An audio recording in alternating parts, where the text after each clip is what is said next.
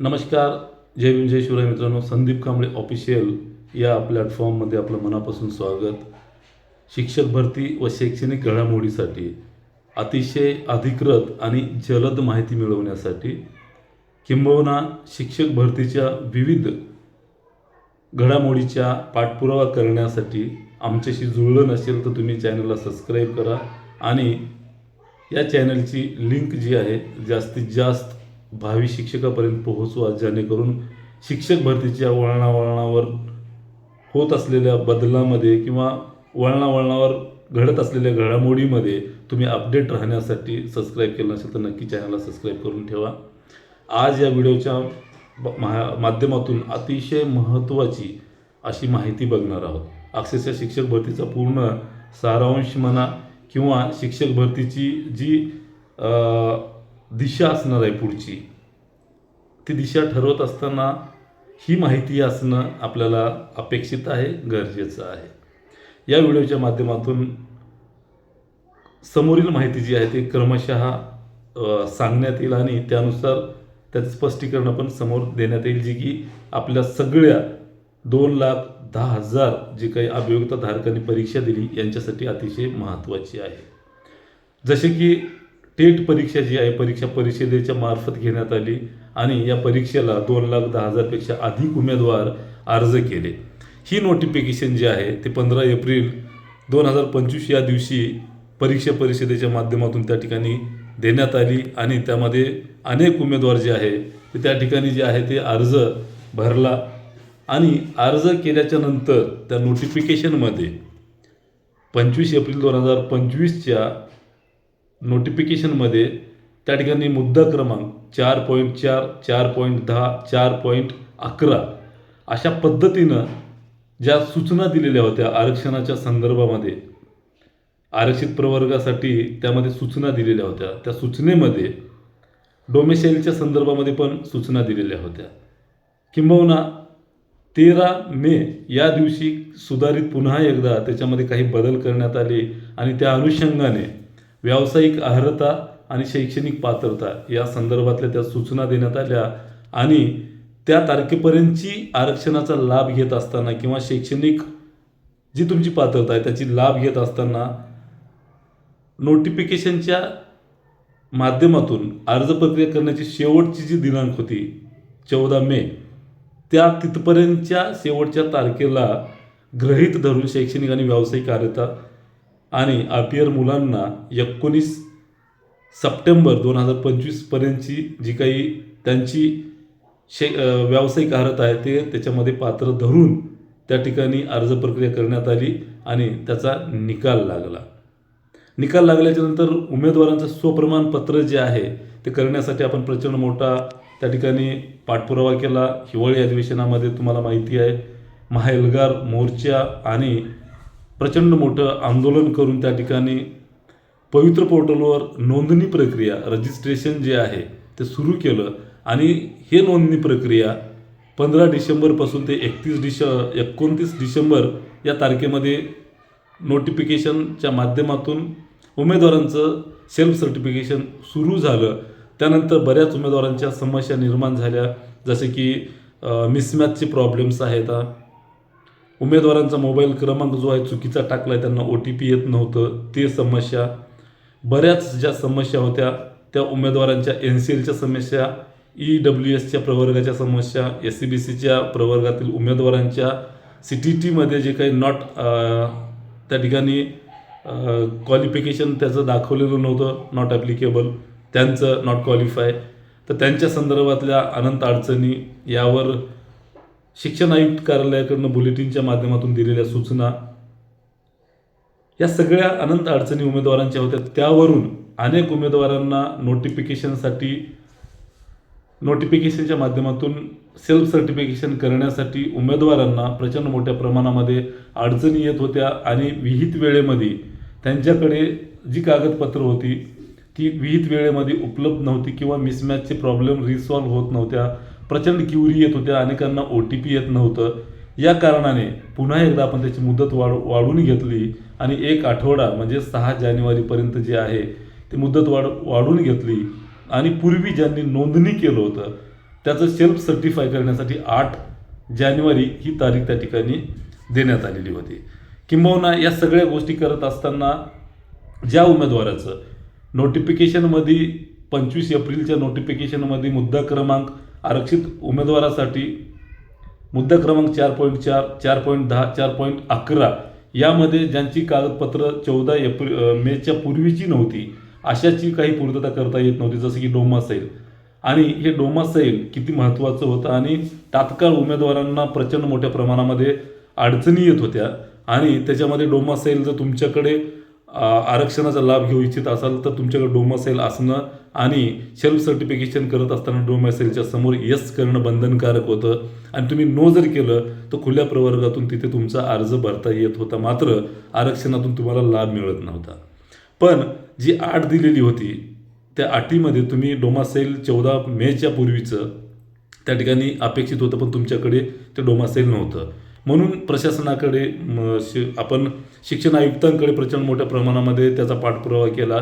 किंबहुना मंत्रालयामध्ये सुद्धा त्या संदर्भात मोठ्या प्रमाणात पाठपुरावा केला आणि एक टीमसुद्धा मंत्रालयामध्ये प्रचंड मोठ्या प्रमाणामध्ये पाठपुरावा करत होती आमची. सोबतच काही उमेदवार डोमासाईलला संधी मिळावी 14 मेच्या नंतरचं डोमासाईल चालावं, जसं की NCL चालतंय असं म्हणणं होतं. मात्र NCLमध्ये आणि 14 मेच्या नंतरचं डोमासाईल चालवा किंवा कास्टचे प्रमाणपत्र किंवा समांतर आरक्षणाचे प्रमाणपत्र चालवा अशा पद्धतीच्या अनंत अडचणी अनेक समस्या आमच्याकडे आल्या, पण त्याच्यामध्ये अनेक तफावत होत्या. म्हणून त्यावर आम्ही भूमिका घेऊन सुद्धा मात्र चुकीच्या धोरणाची आम्ही कधीही अंमलबजावणी करण्याचा प्रयत्न नसतो किंवा पाठपुरावा करण्याचा आमचा हेतू नसतो. आणि जे काही आहे ते पूर्ण नियमानं चालावं ही आमची प्रामाणिक इच्छा असते आणि त्यासाठी आम्ही ओळखलं जातो नियमानं काम करण्याच्या बाबतीत. म्हणून डोमासाईल जे आहे ते चुकीच्या पद्धतीनं त्या ठिकाणी उमेदवारांना संधी न देण्याचं काम प्रशासनाकडून होत होतं. गेल्या वेळेस टेट 2मध्ये डोमासाईलच्या उमेदवारांना संधी देण्यात आलेली होती का, तर तेव्हा नोटिफिकेशन आल्याच्या नंतर अधिकाऱ्यांचा संप होता. तेच नोटिफिकेशन कॉपी पेस्ट आता second TET to third TET असं कॉपी पेस्ट केलं आहे आणि नवीन डोमासाईलच्या मुलांना संधी त्याच्यामध्ये काढलेल्या मुलांना संधी दिली नाही. पण पूर्वी जुनी पेन्शन लागू करा म्हणून अधिकाऱ्यांचा संप होता. त्या दरम्यान अधिकारी संपावर गेल्या कारणानं नवीन डोमासाईल काढता येत नव्हतं, म्हणून त्यांना कागदपत्र नोटिफिकेशनच्या नंतरचे सुद्धा नवीन कागदपत्र तेव्हा चालत होते. पण आत्ता मात्र ह्याच अडचणी त्यांनी न जाणता त्या पद्धतीने त्या ठिकाणी सरसकट डोमासाईल 14 मेच्या अगोदरच द्या असं सांगितलं होतं.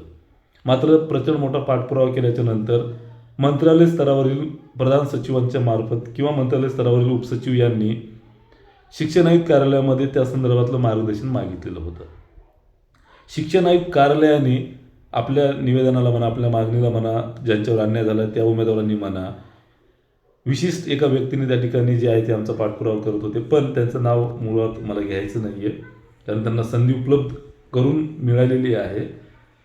त्या संदर्भामध्ये शिक्षण आयुक्त कार्यालयानं जे मार्गदर्शन आहे ते प्रधान सचिव किंवा मंत्रालय स्तरावर दिलेलं आहे. तर कशा पद्धतीने दिलेलं आहे की त्या ज्या उमेदवारांना नोटिफिकेशनच्या मुद्दा क्रमांक 4.4, 4.10 आणि 11 याच्यामध्ये यस डोमेसाईल केलं तरच आरक्षणामध्ये त्यांचा विचार केला जातो, मात्र डोमेसाईल तारखेच्या नंतरच असल्यामुळं त्यांना यस करता येत नव्हतं. याच्यामध्ये त्या ठिकाणी डोमेसाईलच्या ऐवजी डोमेसाईलला यस करावं आणि डोमासाईल नवीन असलं तरी चालते, मात्र आदिवासाचा त्यांच्या रहिवाशाचा दाखला म्हणून त्यांची TC जी दाखला आहे शाळेचा तो ग्राह्य धरण्यात यावा अशा पद्धतीच्या सूचना ज्या आहेत ते प्रधान सचिवांना शिक्षण आयुक्तांनी केलेल्या आहेत अधिकृतपणे. आणि रजिस्ट्रेशन जे आहे आत्तापर्यंत म्हणजे एवढंच सांगायचं मित्रांना, सगळ्या आपल्या भावी अभियोगधारकांना, भावी शिक्षकांना एवढंच सांगायचं आहे की मी करत असलेलं काम जे आहे ते कधीच चुकीच्या पद्धतीनं नसते. मी करत असलेलं काम जे आहे ते नियमाला धरून असते. जास्तीत जास्त मुलांना त्याचा फायदा कसा होईल हाच माझा हेतू असतो. म्हणून मित्रांनो, नवीन डोमासाईल आता तुमचं चालेल, एवढं सांगायचं तुम्हाला, नवीन डोमासाईल तुमचं आता चालेल. त्या ठिकाणी तुम्ही यस करायचं आणि तिथे तुमच्याकडे TCचा दाखला असला पाहिजे डोमासाईलच्या ऐवजी. म्हणजे आरक्षित ज्या ज्या उमेदवारांना त्या ठिकाणी संधी मिळणार नव्हती, डोमासाईलला नो करावं लागत होतं, त्या मुलांना आता डोमासाईलला यस करून तुमची TC त्या ठिकाणी चालणार आहे, नवीन डोमासाईल चालणार आहे मित्रांनो. ही गुड न्यूज आहे पूर्ण महाराष्ट्रातील तमाम अभियोगताधारकांना, ज्यांना डोमासाईल जे आहे, ज्यांनी ज्यांनी काढलं नव्हतं, अशा उमेदवारांना आता त्याच्यामध्ये संधी उपलब्ध होणार आहे. तर एवढं सांगायचं तुम्हाला. बऱ्याच लोकांनी जे आहे ते मला त्या ठिकाणी ट्रोल करण्याचा प्रयत्न केला आहे. तुम्हाला सगळ्यांना एकच सांगायचं आहे, हे चुकीचं असतं तर प्रशासन त्यांना संधी दिला असतं का, सरकार संधी दिलं असतं का? तर तुमच्या ज्ञानाचा आवाका किंवा माहितीचा आवाका वाढवा, म्हणजे तुम्हाला दुसऱ्यांना ट्रोल करता ना 10 वेळा तुम्ही विचार कराल की बाबा खरंच आपलं काहीतरी चुकतंय. त्यामुळे तुमचा आवाका वाढवा, लगेच तुम्हाला लक्षात येईल की चुकीचं काय आहे. त्यामुळं दुसऱ्या बाजूला शिक्षक भरतीवर टेट 3 या शिक्षक भरतीवर एक याचिका पडलेली होती. आज मला कळतंय की शासनाने तर त्यांची जी काही ॲफिडेव्हिट आहे ते तर सादर केलंच असेल, पण आज मला कळतं की संभाजीनगर हायकोर्टाने जे आहे ते विद्यार्थ्यांच्या बाजूनं निकाल लागला आहे आणि कोर्टामध्ये सुद्धा सांगण्यात आले की कोर्टातून सूचना देण्यात आलेल्या आहेत प्रशासनाला किंवा शिक्षण आयुक्त कार्यालयाला, त्यांना त्या ठिकाणी पाठवण्यात आलेलं आहे पत्र. त्याच्यामध्ये स्पष्ट सांगलेलं आहे किंवा कोर्ट ऑर्डर जी आहे, निर्देश जे आहेत कोर्टाचे, ते प्रशासनाला सरकारला सांगितलेलं आहे की डोमेसाईलच्या संदर्भामध्ये आदिवासच्या ऐवजी TC चालते, अशा पद्धतीचं जे आहे ते त्यांनी सांगितलेलं आहे. आणि म्हणून ही कोर्टातील जी काही पहिली याचिका होती टेट 3 वरची, ती विद्यार्थ्यांच्या बाजूनं लागलेली आहे. त्यामध्ये विद्यार्थी जिंकलेला आहे. एवढं सांगायचं मित्रांनो तुम्हाला की या शिक्षक भरतीमध्ये ही पहिली याचिका आणि पहिली याचिका निकाली निघालेली असून विद्यार्थ्यांच्या बाजूनं त्याच्यामध्ये निकाल लागलेला आहे. किंबहुना पूर्वीच शिक्षण आयुक्त कार्यालयानं मंत्रालय स्तरावरील अधिकाऱ्यांना सुद्धा अशा पद्धतीच्या सूचना दिल्या होत्या. म्हणजे एवढंच सांगायचं की अधिकारी वर्ग सुद्धा आपल्याला त्या ठिकाणी योग्य तो पद्धतीनं जे आहे ते विद्यार्थ्यांना वंचित न ठेवण्याचं काम, विद्यार्थ्यांना न्याय मिळवून देण्याचं काम जे आहे ते प्रशासनाकडनं केलं जाते. प्रशासनाला सुद्धा आपण डोळे झाकून विनाकारण विरोध करू नये. प्रशासनातील अधिकारी फार व्यवस्थित कामं करतात. जर असं नसतं तर काल संध्याकाळी बुलेटिन आले, तुम्हाला सगळ्याला माहिती आहे. त्या बुलेटिनमध्ये अनेक उमेदवारांच्या एक VC झाली सायंकाळी. सगळ्या शिक्षणाधिकाऱ्यांची त्या ठिकाणी VCच्या माध्यमातून माहिती घेण्यात आलेली आहे सेल्फ सर्टिफिकेशनच्या बाबतीत. तुमच्याकडे किती मिसमॅचचे केसेस पेंडिंग आहेत, तर अशी सगळ्यांची माहिती घेतल्याच्यानंतर बरेच मिसमॅचचे केसेस जे आहेत ते पेंडिंग होते विद्यार्थ्यांचे. त्याच्यामुळं पवित्र पोर्टलवर मुदतवाढ जी आहे ते 8 तारखेच्या ऐवजी आता त्या ठिकाणी 12 जानेवारीपर्यंत मुदतवाढ जी आहे ती देण्यात आलेली आहे. आणि तुम्हाला त्याच्यामध्ये जी तुमची समस्या असतील त्या समस्या आता तुम्हाला सोडवता येणार असून ते सगळं काही तुमचं सेल्फ सर्टिफिकेशन आहे ते व्यवस्थितरित्या अर्ज स्वप्रमाणित करायला तुम्हाला आता अजून विपुल अशी 12 तारखेपर्यंतची संधी उपलब्ध असणार आहे. मग आत्तापर्यंत पवित्र पोर्टलला किती उमेदवारांनी अर्ज जे आहे ते स्वप्रमाणित केलेत, हे सगळ्यात महत्त्वाची गोष्ट आहे मित्रांनो. ही माहिती तुम्हाला कुठे मिळणार नाही. तर मित्रांनो, आत्तापर्यंत पवित्र पोर्टलला काल संध्याकाळपर्यंत पवित्र पोर्टलला 2,10,000 परीक्षार्थ्यांनी परीक्षा दिली होती. त्यांचा निकाल म्हणजे उपलब्ध होते, परीक्षेला त्यांचा निकाल लागला होता. तर त्याच्यापैकी 1,65,000 उमेदवारांनी जे आहे ते पवित्र पोर्टलला रजिस्ट्रेशन म्हणजे स्वप्रमाणित अर्ज केलेला आहे. म्हणजे येणाऱ्या काळामध्ये आत्तापर्यंत हा जो आकडा आहे 1,65,000 उमेदवारांनी शिक्षक भरतीसाठी कॉम्पिटिशन असणार आहे. एवढ्या उमेदवारासोबत तुमचं जे कॉम्पिटिशन असणार आहे, येणाऱ्या जागा ज्या आहेत त्याच्यासाठी ह्या उमेदवारांचं कॉम्पिटिशन असणार आहे. म्हणजे आत्तापर्यंत स्वप्रमाणित अर्जांची संख्या जी आहे ती 1,65,000 झालेली आहे. किंबहुना 12 तारखेपर्यंत संधी आहे, साधारणतः 5,000 अजून होईल. म्हणजे 1,70,000 जास्तीत जास्त एवढा आकडा जो आहे तो स्वप्रमाणित केलेल्या अर्जांच्या उमेदवारांची संख्या असणार आहे. एवढेच उमेदवार शिक्षक भरतीसाठी पात्र असणार आहेत. यांचाच विचार जे आहे ते पुढच्या शिक्षक भरतीसाठी केला जाणार आहे. ज्यांनी स्वप्रमाणित अर्ज केला नाही ते आजच बाद झाले. म्हणून अजून वेळ आहे. ज्यांनी अर्ज स्वप्रमाणित केला नाही त्यांनी पुन्हा एकदा जे आहे ते आपला अर्ज स्वप्रमाणित करून घ्यावं आणि ही व्हिडिओची लिंक जास्तीत जास्त उमेदवारापर्यंत पोहोच करा, जेणेकरून नोंदणीच्या बाबतीत सगळ्या एक्सेप्शन केसेसची जी माहिती आहे, जे तुम्हाला कुठेच माहिती मिळणार नाही अशी माहिती या व्हिडिओमध्ये देण्यात आलेली आहे. मग 1,65,000 उमेदवारापैकी महाराष्ट्राचे हे रहिवासी आहेत. त्याच्यापैकी महाराष्ट्राचे रहिवासी नसलेले 3,505 का 6 उमेदवार म्हणजे 3,500 उमेदवार हे महाराष्ट्राचे रहिवासी नाहीत. म्हणजे 1,65,000 पैकी 3,500 उमेदवार हे महाराष्ट्राचे रहिवासी नाहीत. म्हणजे 1,00,000 महाराष्ट्राचे किती उमेदवार झाले त्याच्यामध्ये 1,62,000 एवढे उमेदवार जे आहेत ते आत्तापर्यंत महाराष्ट्रातले पवित्र पोर्टलला नोंदणी केलेली आहे. म्हणजे 3,500 उमेदवार हे महाराष्ट्राच्या बाहेरचा आदिवास स्वीकारणारे ती उमेदवार आहेत. म्हणजे ते उमेदवार केवळ ओपन या जागेसाठी पात्र आहेत, ओपनमधून फाईट करणारे ते उमेदवार आहेत. तर महाराष्ट्रातले आदिवास असणारे उमेदवार हे 1,62,000 हेच असणार आहेत, हेच स्पर्धक असणार आहेत. यांच्यासाठी आता जागा किती आणायचे, किती जागा आल्या तर याच्यापैकी किती लोक लागतील एवढ्यांचं भवितव्य जे आहे ते आता लॉक झालेलं आहे. एवढ्यापैकी जास्त लोकांना भवितव्य त्या ठिकाणी संधी उपलब्ध व्हायची असेल तर जास्त जागा आणणं, त्याच्यासाठी लढणं एवढाच एकमेव पर्याय आहे. त्यामुळे मित्रांनो हा व्हिडिओ जास्तीत जास्त शेअर करा.